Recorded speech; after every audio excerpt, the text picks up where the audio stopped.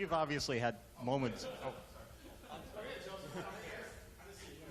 You've, yeah, you've obviously had moments good and not so good as a quarterback in college and in the pros and so forth. I'm just wondering, this past one was maybe a little tougher to deal with just because of the nature of the primetime game and the way the second half went, and how have you coped with it and recovered from it mentally since then?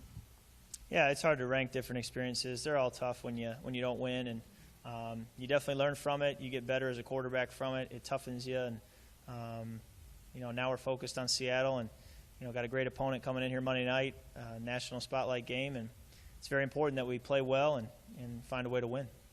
Kirk, maybe you could talk about the 2 times you've gone against Russell Wilson. One in college might have been the greatest day of your life in some ways, and the other one was the playoff game. Just your memories of both those games. Yeah, I actually went against him 3 times. Played him twice my senior year. Played him in the game that ended in a Hail Mary, which we were fortunate to come out with a win, and then the Big Ten championship game, which actually they got the better of us in that one. And if I could do it over again, I'd rather switch it and be able to go to the Rose Bowl and have won that championship game. But and then the playoff game, yeah. So played him 3 times, at least first person, and he's very talented, just a special player, and he's one of those guys. I told him when I saw him in the offseason after a rookie year, I said, you make me nervous. When I'm standing on the sidelines and the ball's in your hand, I'm always nervous because you never know what the next play is going to be. The game where you had the Hail Mary, that fourth quarter must have been incredible. What do you remember most about that day, and what do you remember most about the playoff game? The Hail Mary game, I just remember back and forth game. They got the lead early, then we came back, stormed back with some good plays, and then they came back late in the game. Russell made a bunch of plays, and then we got the ball with a couple minutes left and went down the field, got it to midfield, and then had to throw that Hail Mary. And so it was a back and forth battle of 2 really good football teams. It showed itself again in the Big Ten championship game, 2 really good football teams. And in the playoff game, I just remember, we got ahead early, had a great start. FedEx Field was rocking, and then they just kind of steadily kept marching back and stayed in it, and then took the lead. And it was one of those games that didn't sit well with us because of how close we felt like we were to winning a playoff game. But they're a great football team, and they've shown why, ever since then as to all the success they've had. You guys were both later round draft picks. I'm sure if you had been taken first, you wouldn't have turned it down. But was there any benefit to getting the time to learn and maybe not have that pressure to contribute immediately? Yeah, I think that's a great testament to Russell, the fact that he was able to win the starting job right away and play so well early. Just shows how talented of a player he is and how hard he works and his approach to the game. I do think the silver lining in being a backup early was I was able to watch and learn. And, there are benefits to both, obviously. It's worked out very well for Russell. And I also feel like there are, opportunities that I've had here that have been good for me. Kurt, it seems like after every game you play, there's a grand pronouncement on your future or direction you're headed, all that. Is it hard or easier for you to kind of forget all that and just focus on what you need to do, or do you ever allow do you ever get caught up in that, or how do you deal with that?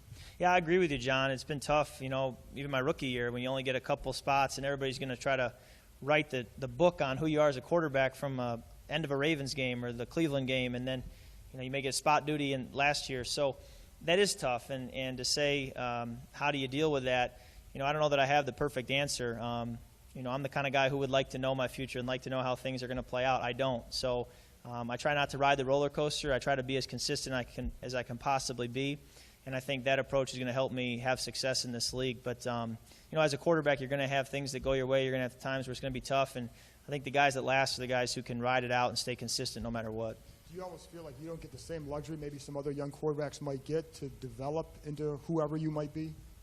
I think everybody's in a different position. Everybody has their challenges, has their, advantages to being in the situation they're in, and I certainly have my advantages and I have my challenges, and, no one's going to care, about the excuses. They want to see results in this league, and over the long haul, we're going to find out over time who the guys are that can last. We'll see. Kirk, when you throw with the trust and anticipation that you have to have in this league, and you specifically, and then you have a bad night like what happened last week, does that make you the next time out or even in practice maybe kind of pull back the reins just a little bit, maybe hesitate, pause for an extra half tick just because you want to be sure that things don't go the way they did last week? Chris, that's a natural response to, having a game like I had last week. A young quarterback especially, human nature would say you're going to be a little more careful. But if you do that, I think you get in trouble more than you help yourself. So I think it's important in talking with the coaches, watching the film from the game, to just go back and trust my reads, trust my instincts, and play the game. And if I start to let previous performances affect the next game in a negative way, I'm not going to be in this league very long. So every play is its own entity. Every game is its own entity. I learned that from Coach Gruden, and I think it's important that no matter what's happened in the past, I keep playing the game the best way I know how and let the chips fall where they may. I understand that each of the interceptions last game was a unique set of circumstances, but there were one or two where the Giants said afterward that their defensive end could read your intent, in your eyes. So as you've had a chance to look at tape, is that something you can pick up on? And what is the process of getting better at disguising that? How do you improve on that, and where do you feel you are in that? Yeah, I think, there's so many areas where I can and need to get better. I think my eyes have been pretty good in talking with the coaches. They've said you've done a good job with your eyes. I think that obviously on all of those interceptions, I made a mistake somewhere along the line that caused the result to be what it was. But, eye control, discipline with your reads and your progressions are all going to be a big part of being able to move coverage and get guys open. And that's, one of the deals that's kind of the game within the game. So, I think that's something as a more experienced quarterback as I go and as I play, I'm going to get better and better at, and that should serve me well going forward as I get more experience.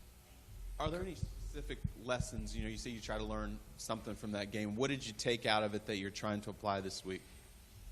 Yeah, each play was different. I think when you look at the turnovers, each one had a different reason why it happened. But just understanding, you can't throw the ball blind. You can't force footballs into coverage. Sometimes it's better to take a sack. Sometimes it's better to check it down or move in the pocket. So, you're learning every play, and each play has its own reason. I'd probably have to sit down with you, Mike, and go through every play and watch the film together, which maybe someday we could do. But to go through and say, hey, here's what happened here, and we don't have enough time to do that. But every play there's something. To that point, Kirk, you say that a lot after the game, I'm going to learn from this. How do you go about learning from this? What do you do afterward? Can you kind of take me through the process of how you break those down and use that moving on? Yeah, you have to be brutally honest with yourself. You have to check your ego at the door when you walk into the film room and say to the coaches, let's make sure this never happens again. And however you got to coach me, be hard on me to make sure that it gets through. So being coachable, listening to what they have to say, the advice they give, being hard on yourself. And then the practice field the next week, just emphasize in different areas and always trying to make your weaknesses irrelevant and keep improving those and continue to use your strengths to get you to where you want to go. But, I hope we're learning and getting better each and every week and each and every game. Kirk, obviously one of the best defenses in the league, Seattle. When you look at the quarterbacks who have had success against them, is there a common thread or a common theme that you'll need to do on Monday? Well, I think it's a lot of the same themes that happen in every game. Whether you're playing an outstanding defense like Seattle or a defense that's middle of the road, you're going to have to do the same things, which is protect the football, stay ahead of the chains, stay out of third and long. All the things that affect a normal game are going to affect it when you play a top opponent like Seattle. I'm still curious. Sorry to keep bringing up Thursday, but what was the process of getting over a game like that like? At what point during the week after that did you feel like you were beyond that and you could start turning the page and looking at Seattle? I always feel like it helps once I've watched the film with both the coaches and on my own. That helps you bring some closure to it once you've been able to watch the film and evaluate it. That being said, it's always going to, I have games back in college that didn't end the way I wanted to and I felt like fell on me. And even though we had a great career and went on to do good things after that, those games still don't sit well with you and they still, are part of who you are and they toughen you up and harden you a little bit. So I think this game does the same thing, although once you watch the film, that is when you start to move on. Kirk, Rich, the game this year where the other team, I think it was Green Bay, maybe didn't throw at him at all. How do you balance when you have an elite corner on the other side? How do you balance as a quarterback, wanting to take advantage of the whole field and also not, allowing a guy like that to dictate where you go with the football? Yeah, we have our rules and we have our coverages that are kind of ignoring personnel. You're just going to, play by your rules, all things being equal. Here's how you'd play the game. Certainly personnel then is another element that factors into your decision-making as a quarterback, your play calling as a coach, where you're going to put guys on the field and try to give guys a chance to be successful, understanding the personnel that we have and the personnel that they have in different spots. So that's the chess match, that's the game, and he's a great corner. We have a lot of respect for him. There's a reason he's signed a great contract and had a lot of success and has a Super Bowl ring. So, he's a guy you have to be aware of and know where he is in the field. And at the same time, you don't want to be letting it affect you too much, and that's a balance you got to find. That whole secondary is a bunch of hard hitters. Are you maybe a little bit more cognizant and not putting your receivers in bad spots or hanging them out there where they're subject to that? Yeah, I think putting a receiver in a bad spot, period, whether you're a hard hitter or not, you're putting a guy in a tough spot. So this week, these guys certainly have done a great job of reading quarterback's eyes and breaking on the ball very, very quickly and playing at a high tempo. So, I'm definitely going to want to, be smart and throw to the open guy and make good decisions. And, if I do that, we'll have a much better chance of winning the game. Thank you.